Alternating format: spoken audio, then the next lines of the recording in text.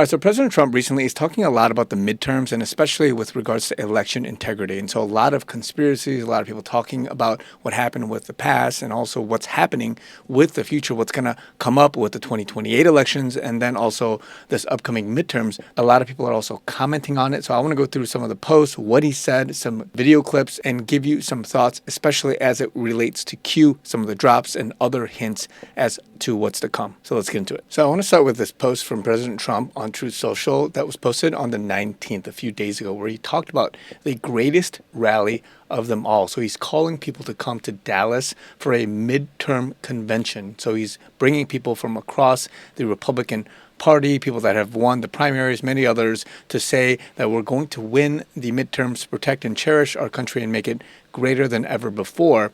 And that this is going to be a celebration for our tremendous victories and success, and these are capitalized, showcase our incredible candidates, capitalized, and then proceeding to say, made America great again, and we're going to celebrate this tremendous and total unprecedented success. Now, many people think that this is some kind of calm, including Ultra Maga Dean here, who says that this is a storm warning for next month, saying that it correlates to post 552 because it was posted at 5:52 p.m. Eastern Time, which correlates to this particular Q post where it says storm coming warning. Now, even earlier than that, on the 18th, he talked about the Census Bureau beginning to check the voter records from 2020 against their citizenship records. And on the first 120 million voters, the Census Bureau proves that over 24,000 non-citizens voted illegally. The Census Bureau is going to analyze the next 32 million voters, and this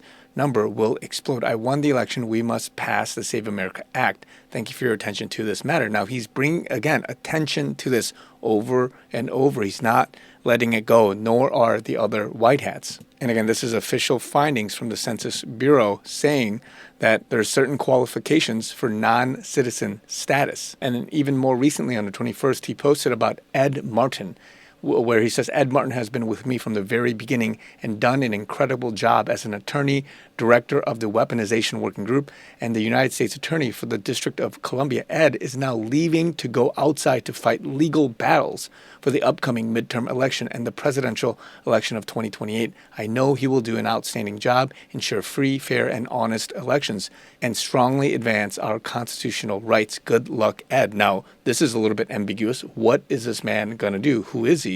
And what is the future going to be as he is fighting outside for midterm elections and free and fair elections? And he just goes on and on. On the 18th, he posted about the NSA sat on election threat reporting over Trump deep state label memo shows. And so this is according to this Just the News article where they basically sat on this memo because they didn't want to look like they were part of the deep state, even though they claimed to be nonpartisan, objective, and speaking truth to power. But because this report was sat on because of the optics at the time where the memo states, quote, DDIR explained that he was concerned that releasing the report at this time in the current political climate with an acting ODNI who had been tasked, according to DDIR, to clean house in the intelligence community and with an administration that is suspicious of the intelligence community and aggressive in removing anybody who stands in their way would damage NSA's credibility. He believed that questions would be asked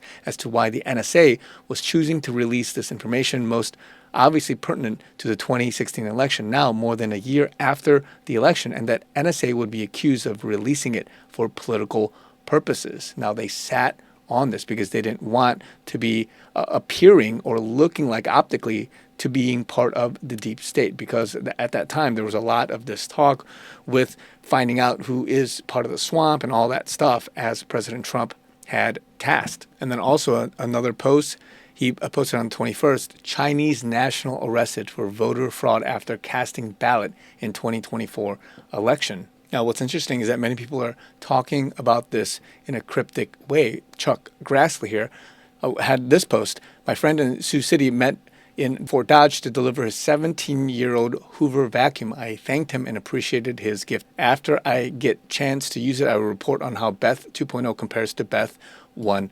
2.0. Now, this is a vacuum. Now, Ultra Magadine had this to say: it looks like we're about to find out how good President Trump's second term is going as far as cleaning house. Chuck Grassley's post talks about getting a 17-year-old Hoover vacuum, and he will report on Beth 2.0 and how it compares to Beth 1.0. Let's break down what Chuck is really telling us. 17, which we all know is code for Q, the 17th letter, aka President Trump, is about to clean house with his new vacuum. This is, again, symbolism for cleaning, and Chuck will report on how his second term, 2.0, of cleaning compares to his first term, 1.0. I believe we're in the final stages of the deep cleaning of our government. We need to keep our eye on Chuck Grassley closely and watch for his reports. And remember, Q says in post 2274, trust Grassley. And then also in 2445, here, trust Grassley. Now, is this part of the operation to keep midterms safe? Because remember, Q also mentions in post 1197,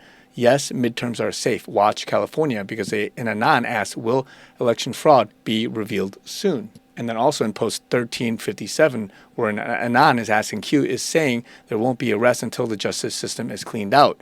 That has to include state judges. Do you have any idea how long that will take? We are now looking at least next year for the rest of POTUS judges to be confirmed. That's federal judges. Doesn't include state. Now, this is posted back in 2018, but what does Q say?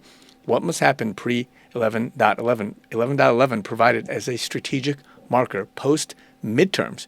Red wave coming, strength, justice. Now, remember, President Trump recently has been boasting about wins where all these people, and again, you can just scroll through, and the red wave coming, the Republicans winning the primaries, and then again having the endorsement, but also pushing for this movement into the midterms. So not only is he pushing from the corruption and internal perspective from the government side, the agency intelligence community side, but also from the voter side. He's pushing for the rally. He's pushing for people to come out to vote to secure the elections. But now, listen to what he says here from this press conference with the technology leaders. Somebody asked a very interesting question based on this article from the New York Post posted by Cindy Adams, where she talks about Congress is ancient. Someone needs to make sure they are fit to serve, and talking here about term limits. Let's see what he had to say. Thank you. A little off topic. So you mentioned Joe Biden and some of the past leadership, and it's been about 69 days since we've seen Mitch McConnell. Sometimes when you look at Congress, it looks like the cast of moon. But I read a Cindy Adams column in the New York Post recently, and she talked about how we need term limits and someone needs to hold Congress accountable. Maybe you should be the person to do it. Would you support term limits for Congress or some type of cognitive testing? Because maybe if we had that the last 4 years, we wouldn't have ended up in some of these messes. So term limits are very popular with the public. I've seen it both ways. I've seen where people go in and they get termed out, and they're very talented, and they're at the height of their career, politicians. And you end up with total rookies in there, nothing gets done. And I've seen it the other way, where people are there too long. We see that all the time. I see both. I always like to say that a term limit is an election. The public's pretty smart. You see that last night. We had some great success last night. The Republican Party had tremendous success last night. But I like to say that term limits should be elections. But I'm okay with term limits. Remember, the people that have to pass term limits are the people that are going to be voting on them to get out of office. So it's a little bit tough. That's not the easiest vote to get, is it, huh?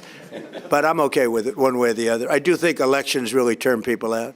Now, this is interesting because term limits can go either way. It gets good people or forces good people out of office, but also caps people that shouldn't be there, especially if their cognitive ability declines or there's certain, deep from the deep state and swamp perspective, they've been plants, they're in there, they've got to be removed. So this is going to make it a little bit easier from that perspective, but also going to limit some of the good people. So what does this mean for Trump 2028? What does this mean for the future? Who knows? But this is very interesting that this is also coming up. Now, this is very important for the future of democracy, the future of America, that the election system, the integrity of it, a lot of the operation, the White Hat operation that's happening is because of this very thing, securing the elections, the future, the vote of the people. And so let's see what happens. I want to just give you guys this quick update. It's always been just at the forefront of what's happening, but more updates are happening as we speak. So more to come. Talk to you guys very soon.